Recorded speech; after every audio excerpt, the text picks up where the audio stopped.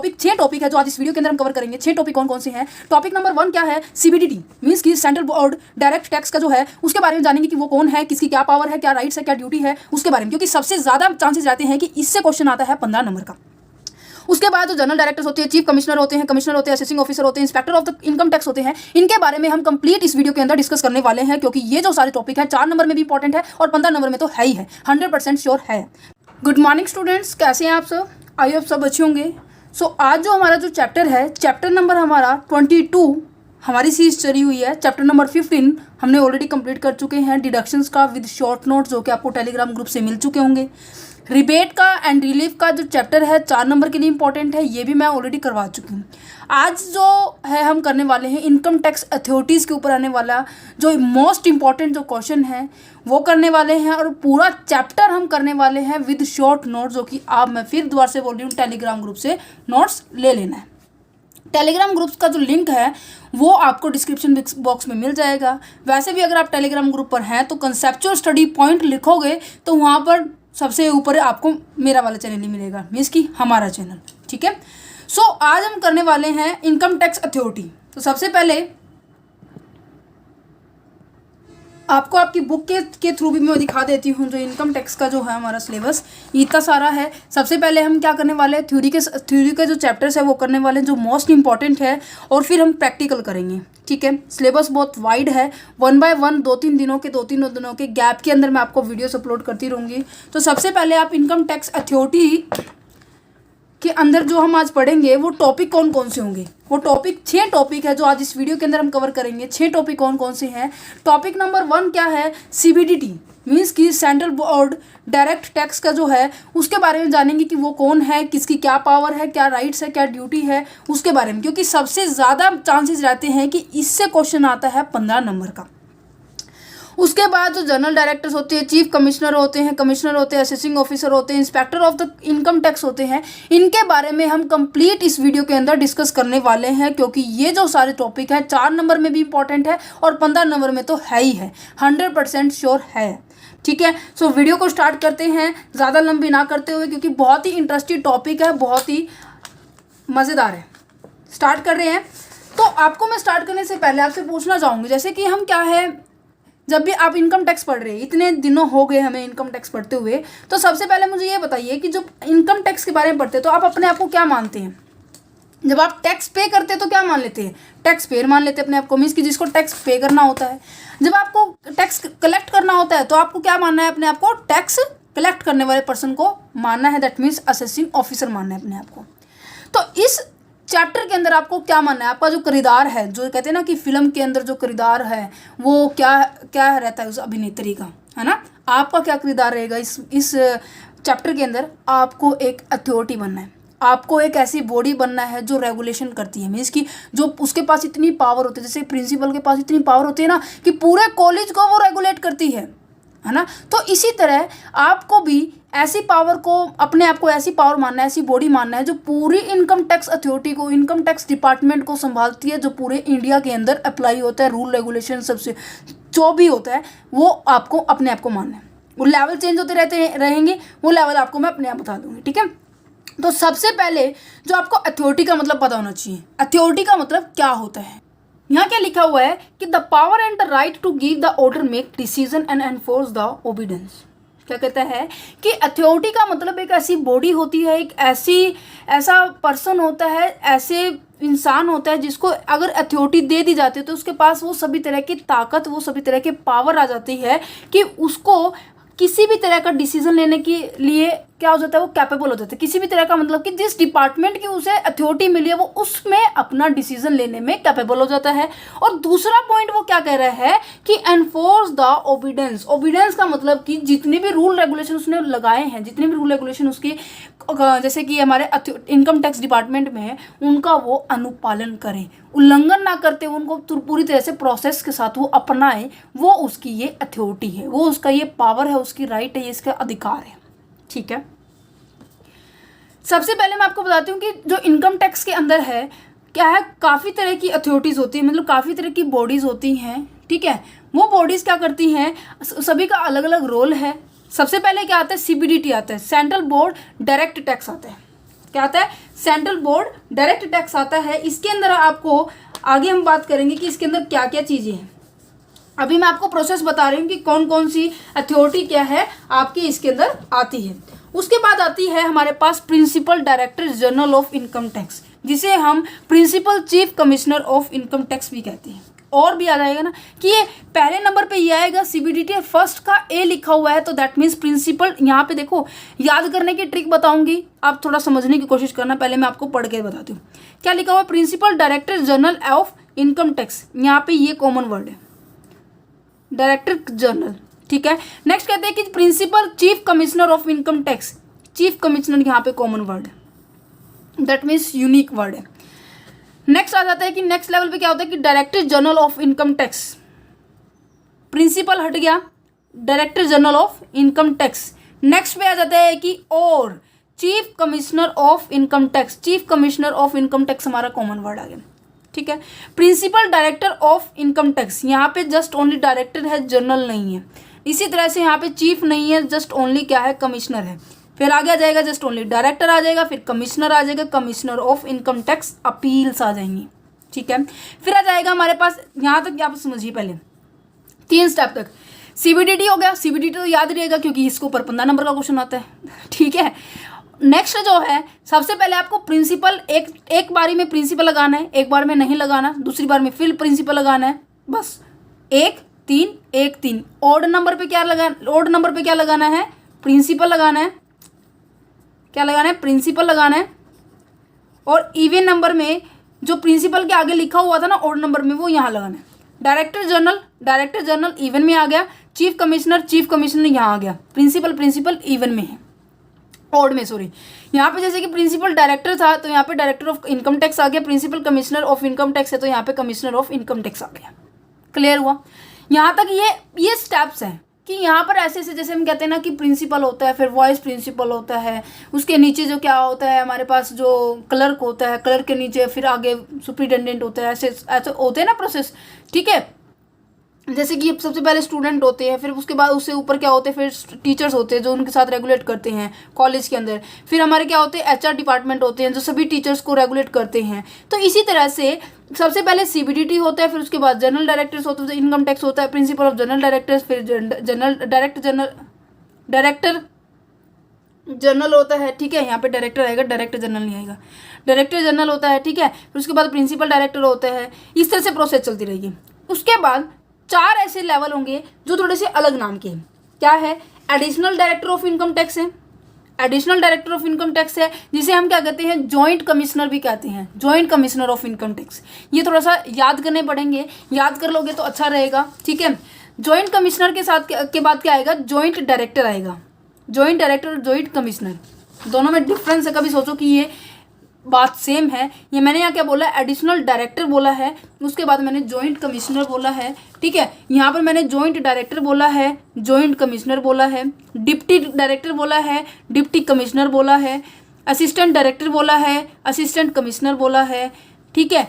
ये जो थे 4 से लेके 7 तक के officer, joint, additional director, joint director, deputy directors, assistant director, ठीक है, कमिश्नर आप उनके साथ लगा लेना। ये सारे एज ए एसएससी होती हैं, एज ए असेसिंग ऑफिसर होते हैं। और जो बाकी जो बचे तीनों लेवल होते हैं, ये एक तरह से इस तरह के ऑफिसर्स होते हैं जो किस तरह के लेवल पे काम करते हैं, क्लैरिकल वर्क पर काम करते हैं, ठीक है। क्लैरिकल वर्क मीन्स कि जो क्या है, इनकम टैक्स के जो टैक्स रिसीव होता है उसके बारे में बात करते हैं। इनकम टैक्स ऑफिसर होता है, टैक्स रिकवरी ऑफिसर होता है, inspector of the income tax होता है। ये हमारा लास्ट टॉपिक मैंने बताया था, inspector of the income tax कौन होता है, ठीक है। रिकवरी का हम चैप्टर आगे पढ़ने वाले हैं क्योंकि असेसमेंट और रिकवरी के आगे आता है। रिकवरी का वैसे मैं आपको थोड़ा सा मीनिंग बता देती हूँ। रिकवरी का मतलब क्या होता है, जब भी कोई टैक्स पेयर, यहाँ पे मान लीजिए ये पर्सन है मिस्टर एक्स, ठीक है, ये है मिस्टर असेसिंग ऑफिसर।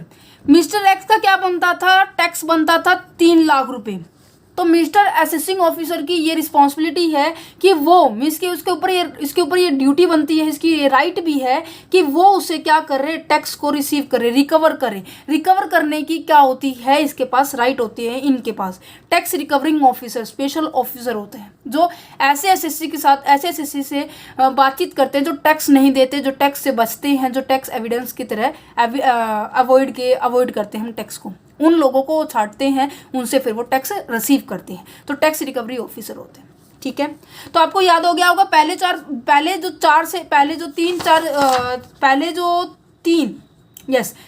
तीन है हाई अथॉरिटी होती है, फिर नेक्स्ट 4 से लेके 7 तक की जो डायरेक्टर्स है इनकम टैक्स डिपार्टमेंट के अंदर, वो क्या होते हैं, वो हमारे एज ए असेसिंग ऑफिसर की तरह ट्रीट किए जाते हैं। उसके बाद हमारे क्लरिकल वर्क की तरह काम किए जाते हैं।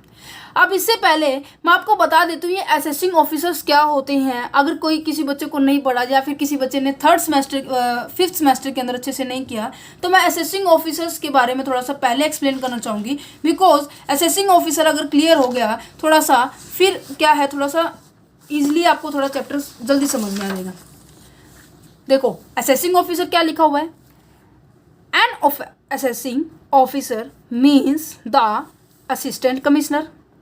देखो यहाँ क्या लिखा हुआ है, assistant commissioner, deputy director, deputy commissioner, assistant director, income tax officer, यहाँ पे क्या है, एडिशनल डायरेक्टर, ये है हमारे पास एडिशनल डायरेक्टर, और ये क्या है, जॉइंट कमिश्नर।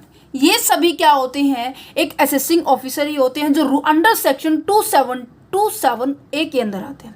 ये कहते हैं ये इस तरह के डायरेक्टर्स होते हैं, इस तरह के ऑफिसर्स होते हैं जो क्या करते हैं, जितनी भी ड्यूटीज़ होती हैं इनकी वो अच्छे से परफॉर्म करते हैं। ड्यूटी क्या होगी कि लोगों के साथ अच्छे से बिहेव करें, उन्हें अच्छे से पॉलिसी बताए, है ना, और उनका राइट ये बनता है कि वो टाइमली क्या करे, सारी की तरह सभी एसएससीओ से मीन्स कि सभी टैक्स पेयरों से क्या करे, पैसा जो टैक्स का है वो कलेक्ट करे।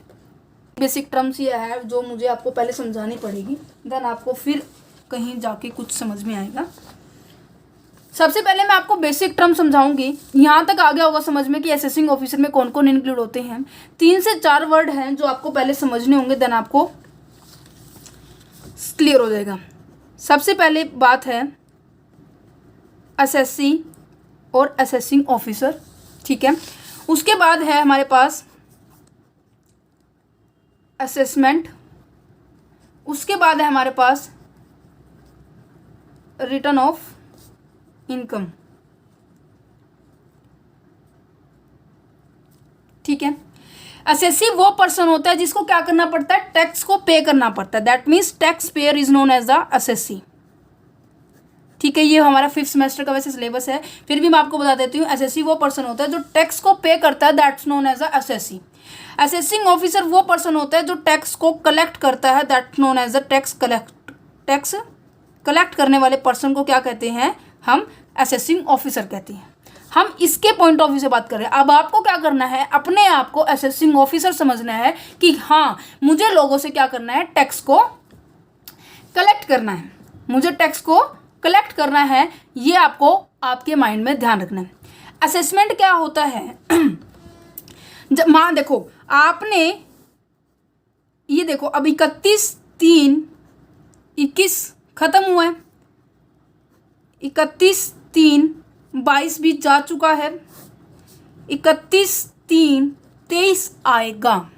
अब आप मुझे बताइए कि 31/3/22 को आपने टैक्स पे किया होगा, क्योंकि जो हमारा फाइनेंशियल ईयर होता है 1/4/2021 से लेके 31/3/22 तक फिनिश होगा, है ना। जो इस 2021 में कमाया है, जो आपने प्रीवियस ईयर के अंदर जो भी इनकम को अर्न किया है, उस इनकम के ऊपर क्या करोगे, टैक्स पे करोगे। किस साल, नेक्स्ट ईयर पे करोगे, है ना। जिस साल कमाई है, जिस साल इनकम को अर्न किया है उसे कहेंगे प्रीवियस ईयर, और जिस साल आप नेक्स्ट ईयर के मीन्स कि नेक्स्ट ईयर के अंदर जब आप पे करते हो टैक्स उस अर्न की हुई इनकम को, उसे बोले जाता है असेसमेंट ईयर, है ना। असेसमेंट ईयर कहते हैं ना। तो आपका असेसमेंट ईयर ये है 31/3/2022। तो आज इस टाइम पे आपने अपने अपने टैक्स को खुद कलेक्ट किया है कि हाँ मेरी इतनी इनकम आई थी, यहाँ से इनकम आई, यहाँ से इनकम आई, यहाँ से इनकम आई, टोटल इनकम होगी 10 लाख। 10 लाख के ऊपर अपने टैक्स को कलेक्ट कर लिया। मान लीजिए, वैसे मैं आपको बता देती हूँ, नॉर्मली 2.5 से 3 लाख रुपए इसका टैक्स बनेगा। ठीक है, आपको टैक्स कलेक्ट मतलब कि टैक्स को निकालना तो आता होगा। 2.5 लाख के ऊपर नील, अगले 2.5 लाख के ऊपर 5%, अगले 5 लाख के ऊपर फिर 20%, फिर बाकी बचा हुआ 30%, है ना। इस तरह से अपना बन जाएगा ना। ठीक है, वैसे मैं इसको निकाल के दिखा देती हूँ। वैसे आप निकालिए, वीडियो को पॉज कीजिए, मैं भी आपको निकाल के ऑन द स्पॉट में आंसर शो करती हूँ। ठीक है, मैंने यहाँ पे निकाल लिया है। आई होप आपका भी आंसर मेरे साथ मैच करेगा। पहले 2.5 लाख के ऊपर नील, नेक्स्ट 2.5 लाख के ऊपर 5%। मैंने माना है कि 60 जो साल से नीचे की उम्र का पर्सन है, इस तरह से इनकम टैक्स निकल जाएगा। तो उसको इस टैक्स, ये जो टैक्स आपको किस समय देना पड़ेगा, असेसमेंट ईयर में देना पड़ेगा। ठीक है, ये तो जैसे कि मान लीजिए मेरी इनकम थी, मैंने इसको कलेक्ट कर लिया कि मेरा मान लीजिए टैक्स बनता था 1,17,000 रुपये। ठीक है, बट क्या हुआ कि जो असेसिंग ऑफिसर है वो क्या करेगा कि आपसे क्या मांगेगा, एक डॉक्यूमेंट मांगेगा जिसके हिसाब से आपने अपनी इनकम को कैलकुलेट किया कि हाँ मेरी इतनी इनकम है।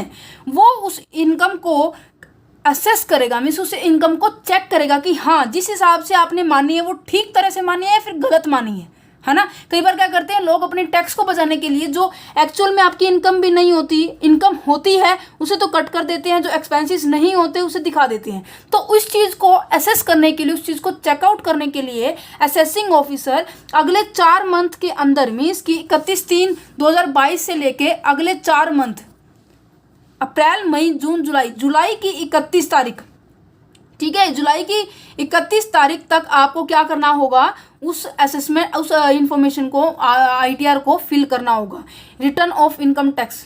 ठीक है, मीन्स कि किस बेस पे आपने इनकम को रखा है। ये जो बेसिक टर्म है आपको समझने आ गई होगी। अब मैं आपको समझाती हूँ कि ये लिखा क्या हुआ है, देन फिर आपको बहुत अच्छे से समझ में आने वाला है। ठीक है, अब ये क्या लिखा हुआ है कि NSSC then he assess, means कि चेक करता है द एसएससी को हु आर हिज जुरिडिक्शंस, जो उसके कार्य क्षेत्र अधिकार के अंदर आते हैं, उनके सभी के इंफॉर्मेशन को जो इस बेस पे उन्होंने ITR फिल की है उसको वो चेकआउट करेगा, जिस बेस पे उन्होंने टैक्स फिल किया है। If any income of SSC, अगर कोई इनकम SSC की हैज़ बीन अंडर असेस्ड, मान लीजिए उसने कलेक्ट करके दिखाई है 10 लाख रुपये।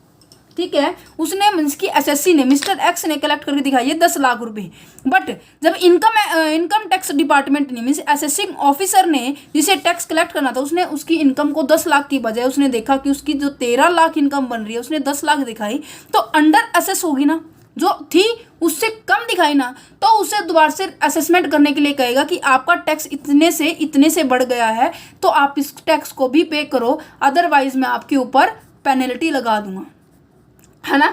तो इसीलिए क्या करता है, इनकम टैक्स SSC की ये ड्यूटी राइट है कि वो क्या करे, अंडर असेस्ड इनकम जो है SSC की, उसे दोबारा से रीअसेस कर सकता है, रीचेक कर सकता है।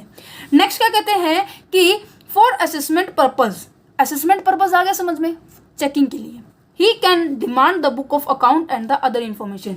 अब इसको बुक ऑफ इसकी डिटेल चाहिए कि कैसे उसकी इनकम निकली, तो वो उसके बुक ऑफ अकाउंट को चेक करेगा कि हाँ एक्चुअल में ये इसकी इनकम है या नहीं है। He can record the statement of a person of on oath, ये कहते हैं कि वो उस स्टेटमेंट को इस तरह से रिकॉर्ड करेगा कि हाँ कि उसने जो भी रिकॉर्ड किया है वो सही ढंग से किया है, वो उसके एक तरह से शपथ ली दिवाई जाती है, किससे, टैक्स पेयर से, कि हाँ जो भी आप टैक्स पे करोगे वो सही ढंग से करोगे, ईमानदारी से अपनी इनकम को शो करोगे। He issue a demand for payment of a tax, interest and the penalty and recover these. ये कहते हैं कि इन केस अगर कोई क्या करता है, टैक्स नहीं पे करता है, ठीक है, तो असेसिंग ऑफिसर का ये पास ये राइट है कि वो डिमांड कर सकता है कि हाँ भाई तुम टैक्स पे करो, क्या करो, तुम टैक्स पे करो, तुम्हारा इंटरेस्ट बनता है वो पे करो, तुम्हारी पेनल्टी बनती है तो वो पे करो, या फिर किसी भी तरह की रिकवरी करनी है तो वो पे करो। ये सारे चैप्टर आपके आगे आने वाले हैं पेनल्टी और रिकवरी का। ठीक है, इतना समझ में आया। नेक्स्ट पॉइंट क्या कहते हैं कि इफ SSC हैज पे, दिखाई दे रहा है, एक सेकेंड, अब दिखाई दे रहा होगा। If SSC has paid excess, कई बार क्या करते हैं SSC जो होता है दैट मीन्स जो टैक्स पेयर होते हैं, टैक्स पेयर जो जो होता है वो कई बार क्या करते हैं, एक्स्ट्रा में कई बार पेमेंट हो जाती है, एक्सेस में पेमेंट हो जाती है ना। तो किसी भी चीज़ की हो सकती है, या फिर टैक्स ऑन एज एडवांस, ये भी चैप्टर आगे आएगा। फिलहाल इतने जब भी तो मैं कह रही थी मैं आप थोड़ा सब्र कीजिए, बट बच्चे ये बोल रहे थे कि मैम टैक्स अथॉरिटी पहले लेके आओ, तो मैं ले आई, ठीक है। सो इन चैप्टर्स को भी हम आगे करेंगे। टैक्स एज ए एडवांस जब हम पे करते हैं, ठीक है, उसमें आपने एक्सेस में पे कर दिया है, या फिर आपने टीडीएस को करते हुए, टैक्स डिडक्टिंग एट सोर्स, इसको करते हुए आपने एक्सेस में पेमेंट कर दी है, तो उसको भी क्या कर सकता है असेसिंग ऑफिसर, आपको फिर वो रिफंड कर देगा, मीन्स आपको वापस कर देगा एक्सेस अमाउंट को, ठीक है। ये उसकी ड्यूटी बनती है, ये राइट नहीं है, इसका ड्यूटी है, ठीक है। He issue the pen to the person who fall in this jurisdictions, ये कहते हैं कि जो भी उसके कार्य क्षेत्र अधिकार के अंदर पड़ता है उसे पैन नंबर वो इशू करेगा। पैन नंबर मीन्स की पर्सनल आइडेंटिफिकेशन, सही, सॉरी यहाँ पे PIN आएगा शायद, है ना, एक सेकेंड मैं चेकआउट करती हूँ यहाँ पे क्या आएगा, नहीं ये ठीक है। पैन नंबर होता है permanent account number, permanent account number वो क्या कौन कर इशू करेगा, असेसिंग ऑफिसर इशू करेगा। नेक्स्ट आता है कि he may inspect the register of a company and it's necessary take a copy of any register of a member debenture holder. ये कहती हैं कि इनकम टैक्स के जो असेसिंग ऑफिसर्स होते हैं उनके पास ये भी राइट होता है कि वो कंपनी के जो रजिस्टर होते हैं, कंपनी के जो रजिस्टर होते हैं उन्हें वो चेक कर सकता है, चाहे वो रजिस्टर ऑफ ए मेंबर हो या डिबेंचर होल्डर की डिटेल्स हो, किसी भी तरह की क्या कर सकता है, चेकआउट कर सकता है। कहीं कंपनी अपने डिबेंचर होल्डर्स को क्या दबा तो नहीं रही है, उनका इंटरेस्ट तो पे कर दिया है, या फिर उनसे पैसा रेज तो किया है, इनकम भी बन रही है, प्रॉफिट भी जनरेट हो रहा है, बट वो इनकम टैक्स डिपार्टमेंट को नहीं दिखा रहे हैं, जिससे क्या है टैक्स बचेगा। क्योंकि इनकम कम होगी तो क्या होगा, टैक्स भी कम होगा, टैक्स कम होगा तो बेनिफिट किसका है, बेनिफिट एसएससी का है, टैक्स पेयर का है। बट हम क्या है इस टाइम, असेसिंग ऑफिसर है, हमें टैक्स पेयर को देखना है कि कौन कौन इस तरह की गलतियां कर रहा है, उन्हें पकड़ना है, तो हम इंस्पेक्ट कर सकते हैं, हम छानबीन कर सकते हैं। नेक्स्ट आ जाता है also issue a notice to person to furnish the return of the income. ये असेसिंग ऑफिसर के पास ये भी राइट होता है कि वो किसी भी पर्सन को ये बोल देता है कि वो फर्निश करे, फर्निश होता है मीन्स कि सामने पेश करे, प्रस्तुत करे, किसको, रिटर्न ऑफ इनकम को। रिटर्न ऑफ इनकम क्या होता है कि असेसमेंट करने के लिए, चेकआउट करने के लिए जो इन्फॉर्मेशन आती है किससे, टैक्स पेयर से, उसे वो क्या करेगा, उसे असेसिंग ऑफिसर मंगवा सकता है, जिसके बेस पे टैक्स पेयर ने टैक्स फिल किया था। हमारे एग्जांपल में क्या था, 10 लाख रुपए इनकम थी, तो 10 लाख इनकम का जो ब्यौरा होगा वो आपको क्या है, सबमिट करवाना होगा। He can be search and the seize the required book of account and the other material. अगर असेसिंग ऑफिसर को लगता है कि ये हर जगह से मैं इस मिस्टर एक्स से ये बुक ऑफ अकाउंट मंगा रहा हूँ, ये मटेरियल मंगा रहा हूँ, मैं इसका डाटा एंट्री मंगवा रहा हूँ, ये लाके नहीं दे रहा, कुछ तो गड़बड़ है, गड़बड़ मिल गई तो उसे सीज कर देगा उस रिक्वायर्ड बुक ऑफ अकाउंट के जहाँ पर उसे गड़बड़ नज़र आई, या फिर उस मटेरियल के ऊपर जहाँ पर उसे गड़बड़ नज़र आई है, उसके पास ये राइट होता है।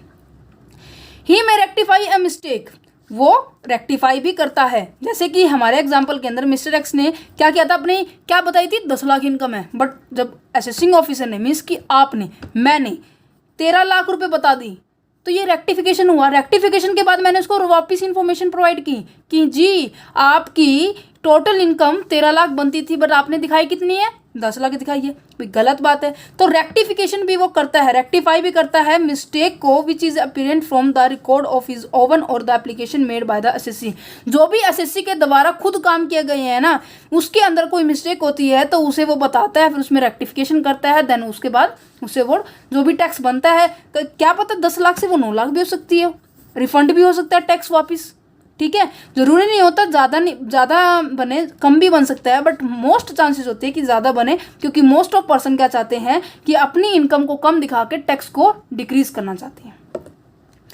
समझ में आया? मैंने असेसिंग ऑफिसर को इसलिए पहले समझाया है क्योंकि असेसिंग ऑफिसर एक नॉर्मली क्या है, इसके अंदर सारे के सारे पर्सन इंक्लूड होते हैं। Assessing officer as a assistant commissioner भी होते हैं, डिप्टी कमिश्नर भी होते हैं, डिप्टी कमिश्नर भी होते हैं, डिप्टी डायरेक्टर भी होते हैं, असिस्टेंट डायरेक्टर भी होते हैं, इनकम टैक्स ऑफिसर भी होते हैं, एडिशनल कमिश्नर भी होते हैं, एडिशनल डायरेक्टर भी होते हैं, जॉइंट कमिश्नर भी होते हैं। तो इसीलिए मैंने आपको ये पहले समझाया, ठीक है। अब हम सबसे पहले अब इसके बात करने वाले हैं क्या, सीबीडीटी के बारे में।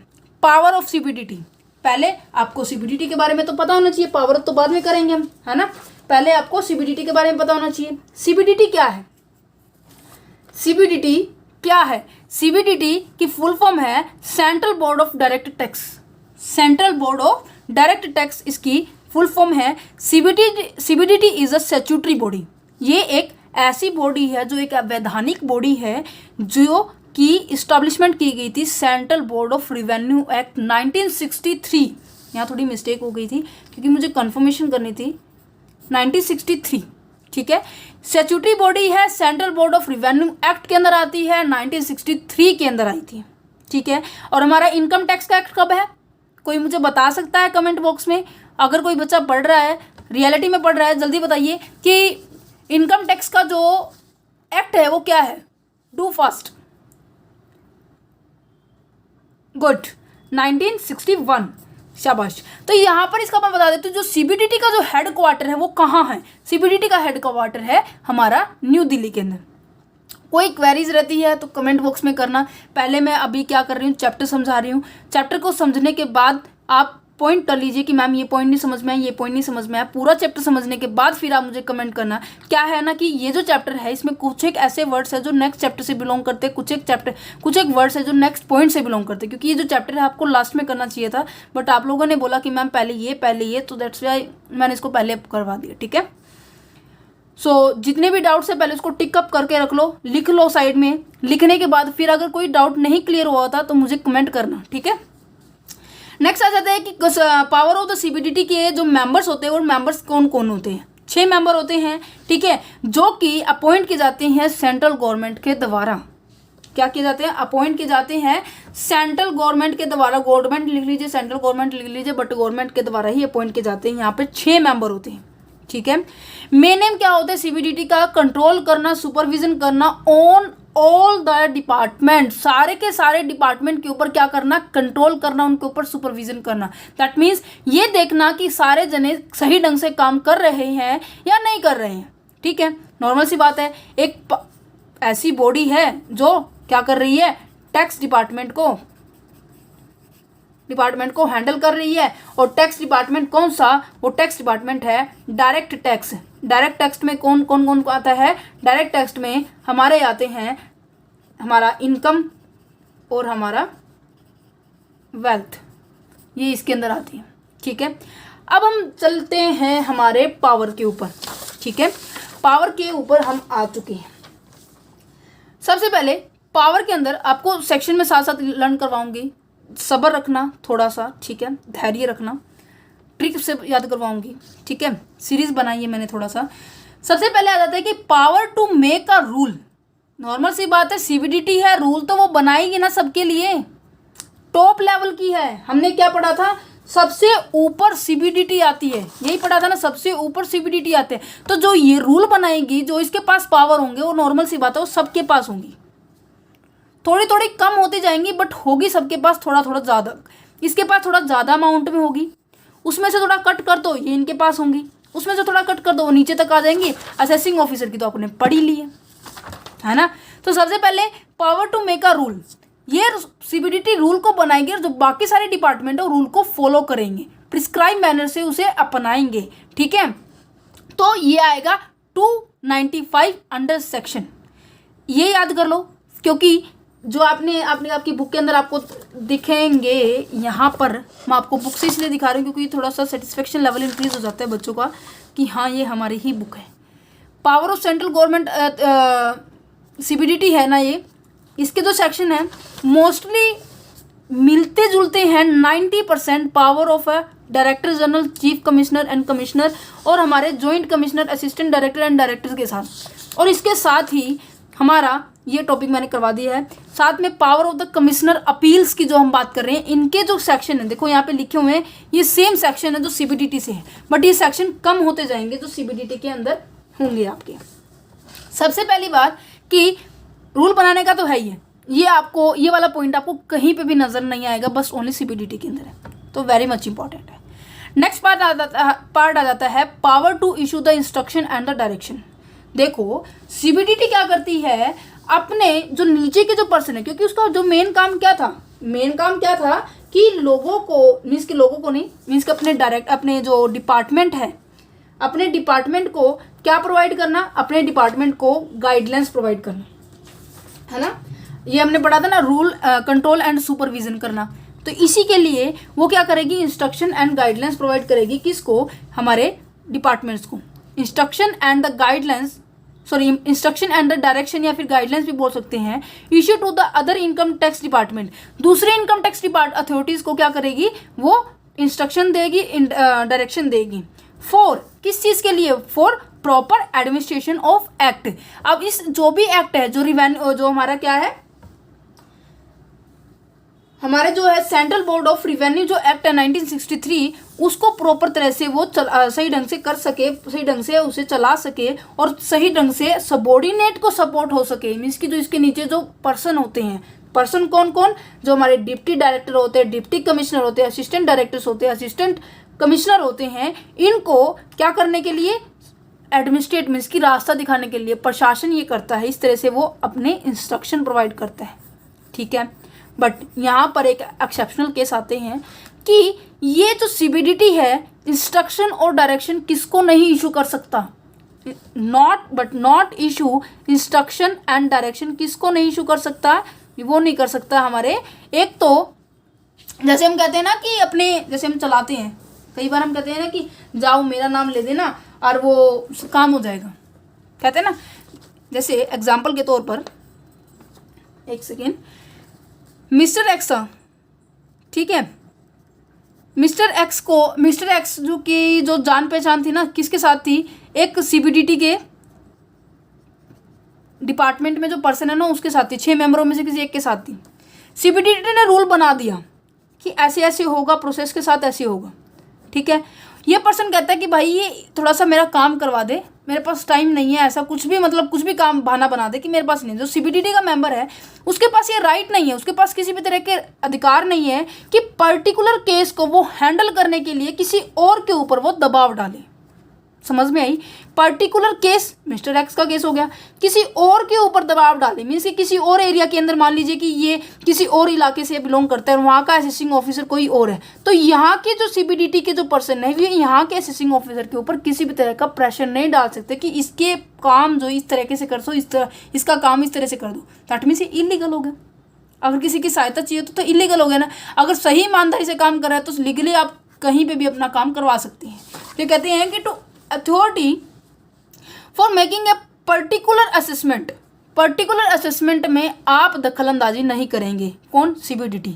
To dispose of a particular case, या फिर किसी ये कहे कि किसी पर्टिकुलर केस को बंद करने के लिए ऑर्डर दे दिए सीबीडीटी, ऐसे इसके पास कोई राइट नहीं है, ठीक है। और जो कमिश्नर की अपील जो होती है उसमें भी इंटरफेरेंस नहीं कर सकता। क्लियर हुआ। ये जो सेक्शन आता है ये आता है power to issue the instruction and direction की अंडर सेक्शन 1191 के अंदर। 1192 के अंदर क्या आएगा? देखो 1191 के अंदर तो क्या था कि इंस्ट्रक्शन को बनाना, इंस्ट्रक्शन और डायरेक्शन बताना कि आप ये काम कर सकते हो, आप ये काम कर सकते हो। सीबीडीटी के पास ये राइट होता है कि वो गाइडलाइंस प्रोवाइड करे। 1192 के अंदर ये सीबीडीटी के पास ये पावर होती है, authorise income tax authority to admit the application. Admit the application का मतलब क्या है? जितनी भी एप्लीकेशन फॉर्म्स होती है, चाहे वो किसी से भी रिलेट करती हो, चाहे वो आपको रिफंड से या मीन्स की रिफंड आपको देना हो किसी को वापस, ठीक है, या फिर आपको डिडक्शन के रिगार्डिंग आपको कोई एप्लीकेशन रिसीव करनी है। जैसे हम कहते हैं ना कि अगर आपको ऐसा कुछ मिल रहा है, कुछ छूट मिल रही है, तो आप एप्लीकेशन मुझे सबमिट करवा दो, है ना। तो ये इसके पास पावर है कि इनकम टैक्स अथॉरिटी के पास, सॉरी सीबीडीटी के पास, कि किसी भी तरह के एडमिट एप्लीकेशन को वो रिसीव करें अंडर सेक्शन 119 के अंदर, ठीक है। क्योंकि इसलिए पावर रखी क्योंकि जो हमारे असेसिंग ऑफिसर्स होते हैं, असेसिंग ऑफिसर और जो टैक्स पेयर होते हैं, इनके बीच में काफ़ी सारे डिस्प्यूट्स हो जाते हैं। काफ़ी सारे डिस्प्यूट्स कैसे? ये कहेगा कि ये तो होना चाहिए, मुझे डिडक्शन इस तरह की मिलनी चाहिए, मुझे इस तरह की मिलनी चाहिए, मुझे इस तरह की मिलनी चाहिए। असेसिंग ऑफिसर मना कर देगा, नहीं भाई नहीं भाई। तो इसलिए सीबीडीटी ने ये रूल लागू किया है कि किसी भी तरह के जो हर्डल्स होते हैं, जो भी ग्रेवेंसीज होते हैं, ठीक है, जो परेशानी होती है, उनको अवॉइड करने के लिए उन्होंने कहा कि वो एप्लीकेशन को रिसीव करें। ठीक है। एप्लीकेशन या फिर क्लेम जो होता है उन्हें देखे, देन उसके बाद वो क्या है रिएक्ट करे। सबसे पहले मैंने आपको बताया रिफंड, ठीक है। रिफंड का चैप्टर हम आगे करेंगे। डिडक्शन का हम कर चुके हैं, जो हमारा 15वां चैप्टर था, ठीक है। इसका लिंक जो है वीडियो के डिस्क्रिप्शन में मिल जाएगा कि ये जितनी भी तरह की मैंने लिखा हुआ है ये एग्रीकल्चर से रिलेटेड करता है। रिलीफ मैं करवा चुकी हूँ, refund and rebate and relief का चैप्टर, कैरी फॉरवर्ड का भी चैप्टर मैं करवा चुकी हूँ, ठीक है। ये जो क्या है इन सभी से रिलेटेड जो भी एप्लीकेशन आपको मिले वो आप रिसीव करो और क्या है टैक्स पेयर को क्या कर दो, इनका बेनिफिट प्रोवाइड करो, ठीक है। जिसके पास पावर है, किसकी, सीबीडीटी के पास, power to relax compliances to certain requirement. क्या कह रहा है, कई बार ये होता है ना कि जैसे कि आपको याद हो जो हमने डिडक्शन अंडर सेक्शन 80C से 80D में करी थी, यू आएगा सॉरी यहाँ पे यू तक की थी, आपको अंडर सेक्शन 80D की जो डिडक्शन याद होगी हेल्थ इंश्योरेंस की रिगार्डिंग थी, याद है, जिसके अंदर मैंने बोला था कि आपको कैश में 2000 तक की कैश में जो आप इंश्योरेंस हेल्थ इंश्योरेंस की जो प्रीमियम पे करते हो वो अलाउड नहीं है आपको। अदर देन कैश अगर आप करते हो प्रीमियम की पेमेंट, आपको डिडक्शन मिल जाएगी अप टू 25,000 की, याद होगा, जिसके अंदर आपकी इंक्लूड होती है हेल्थ चेकअप, याद है। इन केस जो मान लीजिए मैंने ही खुद, आप असेसिंग ऑफिसर हैं, मैंने बोला कि मुझे 80D की डिडक्शन चाहिए, वो कहेगा नहीं दूंगा, तुम कहोगे मुझे नहीं दूंगा, क्यों नहीं दूंगे, क्योंकि मैंने कैश में पेमेंट कर दी, 25 के 25,000 मैंने कैश में पेमेंट कर दी, वो कहेगा तुमने कैश में क्यों की, इसकी आप मुझे कहोगे कैश में पेमेंट क्यों की, रूल तो क्या है अदर देन कैश करोगे तभी डिडक्शन मिलेगी। मेरी कुछ इमरजेंसी थी भाई, मैं उसको समझाने की कोशिश कर रही हूँ, किसको, असेसिंग ऑफिसर को, कि मेरे पास बैंक अकाउंट नहीं था, मेरे पास ईमेल मतलब ऑनलाइन सिस्टम नहीं था, जिसके कारण मैं नहीं दे सकी।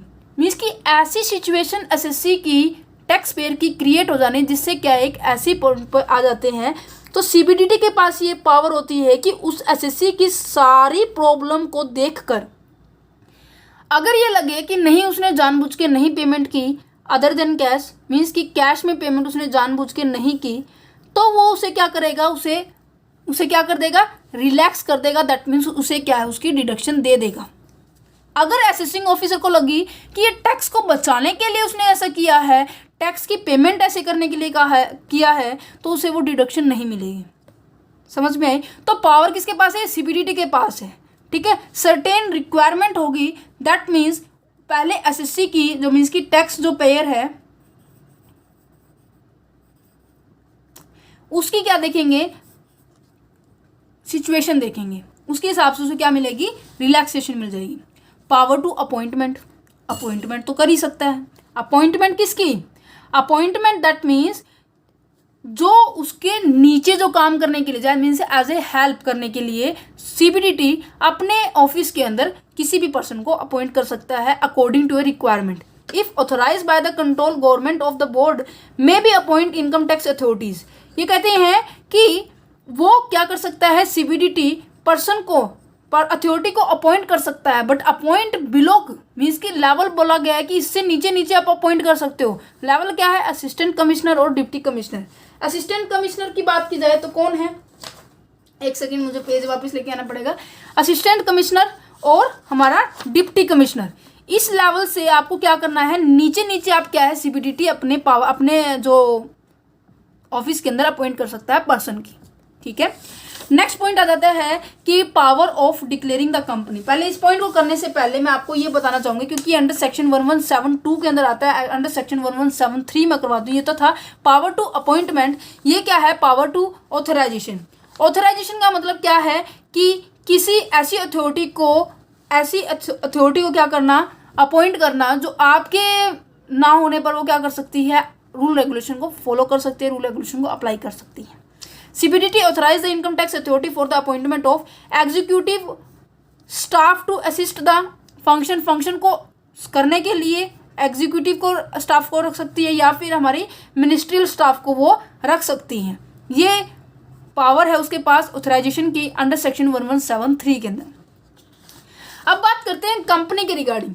कंपनी के रिगार्डिंग मीन्स कि जब भी कंपनी भी भाई इनकम टैक्स पे करती है ना, पावर मीन्स कि इनकम टैक्स पे करती है ना, तो सीबीडीटी के पास कंपनी के रिगार्डिंग भी पावर है। पावर क्या है कि उसके पास ये पावर है कि वो it may be empower to declare any institution, association और body of a company for any assessment year. पता है क्या कह रहा है, उसके पास ये अधिकार है कि वो किसी भी इंस्टीट्यूशन, किसी भी एसोसिएशन, किसी भी बॉडी एज अ कंपनी को वो क्या कर सकता है, असेस कर सकता है असेसमेंट ईयर के अंदर। ठीक है, मीन्स कि उसकी चेकिंग कर सकता है। नेक्स्ट आ जाता है, ये आपने कर लिया है, authorised authority for search and seizure. ये कहते हैं कि अब आपको पता है कि इस एट प्रेजेंट टाइम में मोस्ट ऑफ लोग क्या करते हैं कि टैक्स को चोरी करने के लिए लगे रहते हैं, टैक्स को चोरी करने के लिए लगे रहते हैं। तो टैक्स डिपार्टमेंट, सीबीडीटी है या फिर हमारे असेसिंग ऑफिसर है, उनका मेन मोटिव क्या होता है कि जो भी पर्सन अवॉइड कर रहे हैं टैक्स को, मीन्स कि चोरी कर रहे हैं टैक्स की, उन्हें क्या करना, पकड़ना। वो आएगा पकड़ना 1, 2, 3 132 के अंदर इनकम टैक्स अथॉरिटी के पास, सॉरी सीबीडीटी के पास ये पावर है कि सर्च करो उनको, उनके रोक लगा दो, उनके बिजनेस पे रोक लगा दो। नेक्स्ट आ जाता है ऑर्डर टू, यहाँ ये लिखा हुआ है, today is not hidden from the income tax authority that people avoid the tax and keep the uncounted assets. हम इनकम टैक्स के इतने लंबे हाथ हैं, कहते हैं ना कि बच नहीं सकते इनसे, तो जो भी आपने अनकाउंटेड एसेट्स रखी हुई थी उनको भी वो काउंट कर लेंगे। फिर नेक्स्ट आ जाता है कि order to furnish information to officers other department if it is a public interest. 138 के अंदर कहते हैं, कई बार भी क्या करते हैं ये, इसके पास ये बहुत बढ़िया पावर है सीबीडीटी के पास कि जो इनकम टैक्स जो ऑफिसर्स होते हैं ना, वो क्या करते हैं, मैंने आपको बताया जो असेसिंग ऑफिसर था ना, उसने जानबूझकर मिस्टर एक्स की क्या कर दी, 13 लाख सैलरी मतलब इनकम बता दी, और इसको कुछ नहीं पता था कि हाँ इनकम ऐसे कैलकुलेट करते हैं। वो गया सीधा असेसिंग ऑफिसर के पास, वो उसने कहा कि मेरी इनकम को बता दो, मेरा टैक्स कितना बनता है, तो उसने जानबूझकर उसका 13 लाख रुपए बना देती कि टैक्स ज़्यादा आएगा, एक्चुअल में बाद में करके मैं सेटलमेंट जो एक्स्ट्रा में जो पैसे बनेंगे ना वो मैं खुद रख लूँगा। तो किसका शोषण हुआ, एसएससी का हुआ ना। तो इसीलिए पब्लिक के इंटरेस्ट को बचाने के लिए सीबीडीटी के पास ये पावर है कि वो किसी भी तरह की इंफॉर्मेशन क्या कर सकता है, फर्निश करवा सकता है, किसी भी तरह की इंफॉर्मेशन क्या कर सकता है, प्रस्तुत करवा सकता है, किस से, ऑफिसर से या फिर किसी ऐसे डिपार्टमेंट से जो इनकम टैक्स अथॉरिटी है। ठीक है, ये यहाँ यही लिखा हुआ है। बोर्ड में भी order to furnish an of any information to an officer और authority for the function of imposition of any tax and duty cess. किसी भी तरह का टैक्स लगाने वाली अथॉरिटी है, ड्यूटी है, सेस है, उनसे क्या कर सकते हैं, वो इंफॉर्मेशन कलेक्ट कर सकते हैं। नेक्स्ट आ जाता है power to call for information को रिसीव करने के लिए भी वो क्या कर सकती है, कॉल कर सकती है सीबीडीटी। ठीक है, आगे समझ में, यहाँ तक जो हमने किया अभी तक ये था हमारा सीबीडीटी के बारे में, पावर ऑफ द सीबीडीटी। और अब हम करने वाले हैं, ये अब हमारा टॉपिक कंप्लीट हो गया, power of the CBDT full information के साथ and full power and describe के साथ। ठीक है, अब हम करते हैं, बहुत ही छोटा सा टॉपिक रह गया, 10 से 15 मिनट का टॉपिक है। अब कहते हैं कि power of a director general, chief commissioner का। अब मैंने आपको पढ़वाया था अंडर सेक्शन 1172 किसका था, पावर ऑफ अपॉइंटमेंट का। तो इनके पास भी ये राइट होता है, किनके पास, डायरेक्टर जनरल के पास, चीफ कमिश्नर के पास, कमिश्नर के पास, कि वो अपने नीचे किसी पर्सन को अपॉइंट कर सकते हैं। बट कंडीशन क्या है, किस रैंक से नीचे, असिस्टेंट कमिश्नर और डिप्टी कमिश्नर से नीचे। अंडर सेक्शन 1173 भी करवाया था, जिसके अंदर हमारे ऑथोराइजेशन आई थी। सेम पोजीशन रहेगी हमारी 3 से 4 पॉइंट तक। ठीक है, 127 भी बताया था, ये वाला पॉइंट आई हो, मैं ये वाला पॉइंट नहीं कराया था, disputes regarding the jurisdictions. That means अगर डायरेक्टर, एक सेकेंड कि जो डायरेक्टर, चीफ कमिश्नर है may transfer any case from one person to one और more assessing officer to him for the, means कि कई बार ऐसे डिस्प्यूट्स हो जाते हैं जो केस क्या है, ट्रांसफर करने पड़ जाते हैं। केस ट्रांसफर मीन्स कि इस पार्टी से उस पार्टी की ओर ट्रांसफर कर देते हैं हम टैक्स का जो केस है, मीन्स असेसिंग ऑफिसर से असेसिंग दूसरे असेसिंग ऑफिसर्स की ओर ट्रांसफर कर देते हैं, तो उसका जो सेक्शन है 127, ये जो पावर है जो केस को ट्रांसफर करने की, वो हमारी डायरेक्टर जनरल के पास है, चीफ कमिश्नर के पास है, कमिश्नर के पास है। ठीक है, अब आपको ये याद रखना है, CC that means chief commissioner, DG means की जनरल डायरेक्टर, डायरेक्टर जनरल, और सी हमारा कमिश्नर है। ठीक है, नेक्स्ट इसके पास क्या पावर है, पावर हो गया हमारे पास इसके पास अभी तक 3 अंडर सेक्शन 117, 117 2, 117 3, 127, 132 याद है, 1 2 3, 1 2 3 सर्च कर सकते हैं, सीज कर सकते हैं, ये इसके पास भी राइट है। 135 पावर ऑफ इंक्वायरी, इंक्वायरी का मतलब क्या होता है, अगर किसी के ऊपर शक होता है तो उसके ऊपर वो इंक्वायरी भी कर सकती है। ठीक है, ये इसके पास पावर होती है, किसकी, जनरल डायरेक्टर की, सॉरी डायरेक्टर जनरल की, चीफ कमिश्नर की, कमिश्नर की। ठीक है, अंडर सेक्शन 138 क्या थी, फर्निशिंग द इंफॉर्मेशन, किसी भी तरह की इंफॉर्मेशन वो क्या है, कलेक्ट कर सकता है। ठीक है, अब यहाँ पर ये रिपीटेड थे, इसलिए मैंने बोला था सीबीडीटी की अगर पावर कर ली तो मोस्ट ऑफ सारी पावर्स आपको याद हो जाएंगी। अब यहाँ पे 3 से 4 जो पावर है वो थोड़ी सी अलग है। सबसे पहले चीफ कमिश्नर और कमिश्नर किस कौन से सेक्शन की बात कर रहे हैं हम, अंडर सेक्शन 115, 151, 151 1 के बारे में कर रहे हैं। अगर वो ऑथराइज्ड है, नॉर्मल सी बात है, चीफ कमिश्नर और कमिश्नर ऑथराइज होते हैं, is authorised to sanction the issue of a notice for the reassessment under section 148। Chief commissioner और कमिश्नर के पास ये राइट होता है कि वो इशू करे नोटिस, किसका नोटिस, रीअसेसमेंट का, अंडर सेक्शन 148। रीअसेसमेंट क्यों करवाई जाती है, कोई गड़बड़ी नजर आती है आपके भरे हुए टैक्स में, तो आपके पास ये राइट होता है कि उन टैक्स पेयर के पास वो रीअसेसमेंट का नोटिस भेजे कि आप अपनी जो टैक्स की असेसमेंट आपने की है उसे दोबारा से करवा लीजिए। Act after expiry of the 4 year from the end of the relevant assessment year, assessment year के 4 साल, रेलिवेंट 4 सालों के अंदर अंदर वो क्या है, रीअसेसमेंट का नोटिस दे सकते हैं, ये इसके पास राइट होता है।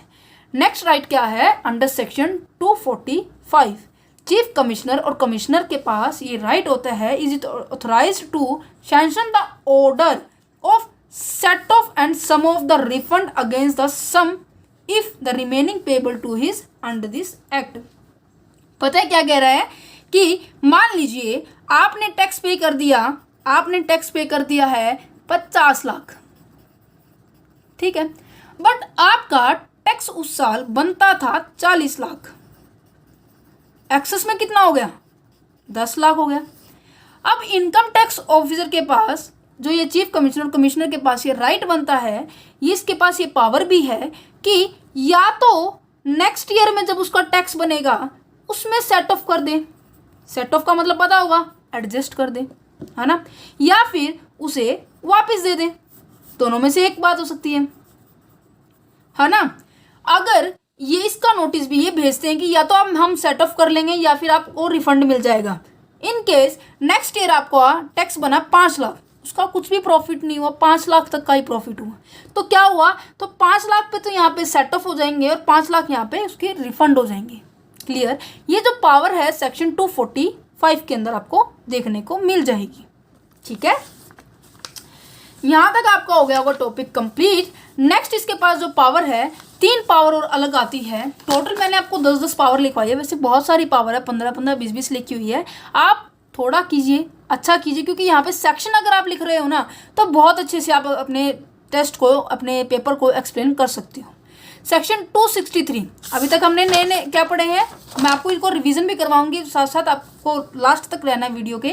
कहते हैं कि section 263 Commissioner consider that any order passed under this act by the assessing officer is onerous and is prejudicial to interest of the revenue।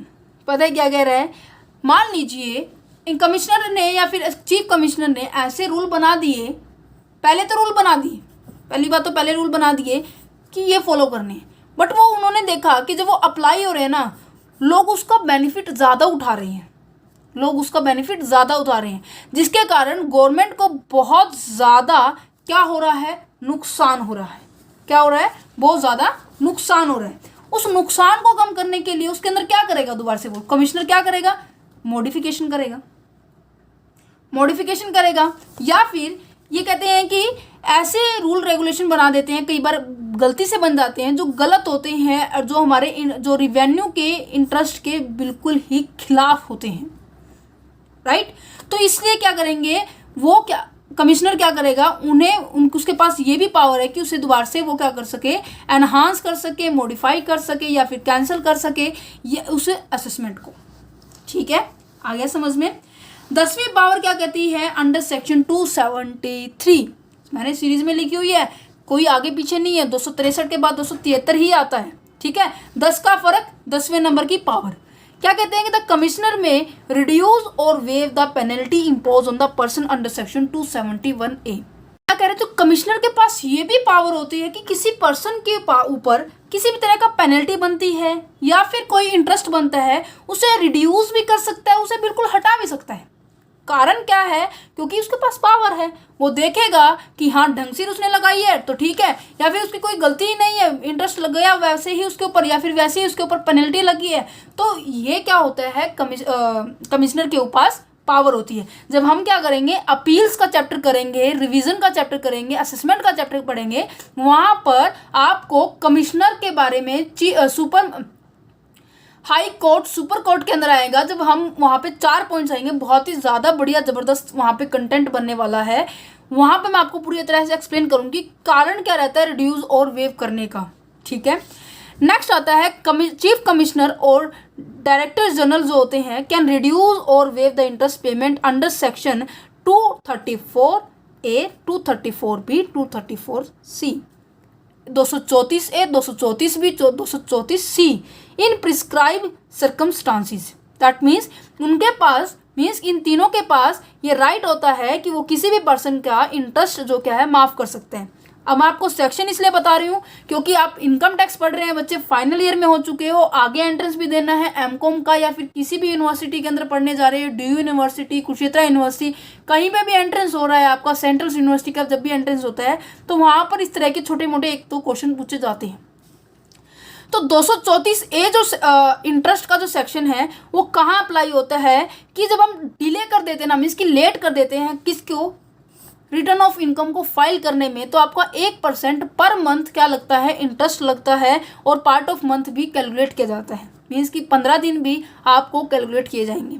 234B किसके ऊपर लगता है? Default in payment of advance tax. Advance tax में अगर आपने payment करने में default कर दिया तो वहाँ पर भी 1% पर मंथ और part of month also counted किया जाएगा। और 234C यहाँ पे ये गलत लिखा गया, 234C। ठीक है, यहाँ पे क्या होगा, payment for advance tax not on time. Advance tax आपने टाइम पर पे नहीं किया, यहाँ पे क्या था, डिफॉल्ट था, यहाँ पर आपने टाइम पर पेमेंट नहीं किया, उसके ऊपर की बात की जा रही है। यहाँ पर भी आपको इंटरेस्ट लग सकता है। ठीक है, यहाँ तक आ गया समझ में। अब हमारे पास ये टॉपिक भी हो गया है असेसिंग ऑफिसर्स। ये जो हमने पावर्स पढ़ी है, power of the director general, chief commissioner, commissioner की पढ़ी है, असेसिंग ऑफिसर के बारे में मैंने पढ़ा दिया है। अब आपका एक पॉइंट मैं आपको बुक से कराने वाली हूँ, पूरा चैप्टर आपकी पावर्स को हो गया। मैंने मोस्ट ऑफ देखा है कि आपको जस्ट ओनली CBDT के बारे में नजर आएगा यूट्यूब पर, मैंने आपको ये पूरा चैप्टर करवाया है। आई होप मैंने जो कंटेंट प्रोवाइड किया है ये आपको अच्छा लगा होगा। अगर अच्छा लगा है तो नॉर्मल सी बात है, आप लाइक कर दोगे। अगर अच्छा नहीं लगा, कंटेंट में कोई मतलब की दिक्कत लगी, या फिर किसी भी तरह का मटेरियल को आपको ये लगा कि नहीं है, मैंने वही एज इट इज़ रिपीट करवा दिया, या फिर आपको सेक्शन लर्न नहीं हुए, मतलब कुछ भी दिक्कत आती है तो आप मुझे डिसलाइक करके बताइए, क्योंकि मुझे पता तो लगे कि आपका रिस्पॉन्स क्या रहेगा, क्योंकि उसी के हिसाब से मैं आगे जो आने वाले वीडियो के अंदर क्या मैं अपने आप को इम्प्रूव कर सकूँ। नॉर्मल सी बात है, लाइक करोगे तो मैं अप्रिशिएट होंगी, मुझे ये पता लगेगा कि हाँ बच्चे पसंद कर रहे हैं, इसी लय में चलती रहूँगी। अगर डिसलाइक करोगे तो मुझे मेरी कमियों का पता लगेगा, मैं उसको सुधारने की पूरी तरह से कोशिश करूँगी। मुझे एडवाइस भी दे देना कि मुझे क्या और बेहतर तरीके से करना चाहिए, कैसे नहीं करना चाहिए। मीन्स कि आप अपने व्यू ऑफ पॉइंट को रखिए, उसी के हिसाब से आपको कंटेंट देने का मेरी पूरी कोशिश रहेगी। तो इसलिए लाइक और डिसलाइक जो है ज़रूर करके मुझे बताना, कि जिससे क्या है मुझे इंटरेस्ट का पता चल सके और मुझे अपनी एफिशिएंसी को इंक्रीज एनहांस करने का मौका भी मिले। ठीक है, अब यहाँ पे पावर ऑफ कमिश्नर के बारे में बात कर रहे थे कि पावर ऑफ कमिश्नर अपील्स के अंदर क्या पावर होती है कमिश्नर की। सही वही बातें हैं कि वो क्या कर सकता है, कॉल कर सकता है, इंस्पेक्ट कर सकता है, मीन्स किसी भी बुक को, इंफॉर्मेशन को वो ले सकता है। सेक्शन वही सेम रहने वाले हैं, कोई चेंज नहीं होगा। नेक्स्ट लास्ट पॉइंट रह गया है inspector of a income tax. Inspector कौन होता है? जो क्या करता है, इंस्पेक्शन करता है, जो छानबीन करता है। तो इंस्पेक्टर कौन होता है? वही पर्सन होगा जो कि अपॉइंट किया जाएगा कमिश्नर ऑफ इनकम टैक्स के द्वारा। ठीक है, and are required to perform such function is may be assigned to them from time to time either by the commissioner और by the authorise under them whom they are working। Means कि जो भी उसे time to time काम दिया जा रहा है वो उसके रिगार्डिंग इंस्ट्रक्शन करेगा, मीन्स कि वो इंस्पेक्ट करेगा, इसलिए उसे इंस्पेक्टर कह देते हैं। कमिश्नर के द्वारा उसे अपॉइंट किया गया है तो उसके हिसाब से काम करेगा, किसी अलग अथॉरिटी के द्वारा उसे अपॉइंट किया गया है तो वो उसके हिसाब से काम करेगा, है ना। तो क्या कहते हैं, जो इंस्पेक्टर होता है टाइम टू टाइम जो भी उसे क्या है वर्क मिलता रहे, असाइन होता है काम, वो उसके हिसाब से फंक्शन परफॉर्म करेगा। यहाँ पे ये चैप्टर हो गया है फिनिश। अगर आपको वीडियो अच्छी लगी हो तो लाइक करके, वही बातें लाइक करके बताना, डिसलाइक करके तब बताना जब आपको कुछ कमियां, कुछ ऐसे फैक्टर्स आपको अच्छे ना लगे हो या फिर आपको कोई भी कंटेंट समझ में ना आया हो तो मुझे कमेंट करके ज़रूर बताना कि वो मैं आपको समझा सकूँ। ठीक है, साथ में एक और बात बताना चाहूँगी, ये हमारे सारे पॉइंट हो चुके हैं। ये जो चैप्टर है बिल्कुल भी छोड़ के मत जाना, क्योंकि यहाँ से जो क्वेश्चन आने के बहुत ज़्यादा चांसेस होते हैं। अब हमारा ये चैप्टर भी हो चुका है। नेक्स्ट चैप्टर के अंदर हम मिलने वाले हैं कैसे हम, सबसे पहले मैं आपको बता देती हूँ, मुझे कमेंट करोगे कि मैम ये वाला चैप्टर करवा दो। मैं आपको बताती हूँ, पहले मैं आपको ये वाला करवाऊँगी, रिकवरी, अपील, ठीक है, और असेसमेंट का, क्योंकि इन चैप्टर्स के अंदर कुछ एक ऐसे टेक्निकल वर्ड्स है जो इनके अंदर आ रहे हैं। ठीक है, पहले मैं आपको इनको कवर करवाऊंगी, देन उसके बाद हमारे बाकी के चैप्टर हो जाएंगे, बट हो ज़रूर जाएंगे, इसकी आप टेंशन मत लो। नोट्स लेने के लिए डिस्क्रिप्शन बॉक्स में लिंक है, वहाँ पर आपको क्लिक करना होगा और चैनल को सब्सक्राइब करना होगा, शेयर करना होगा। Thank you for watching this video. Have a nice day. Thanks a lot.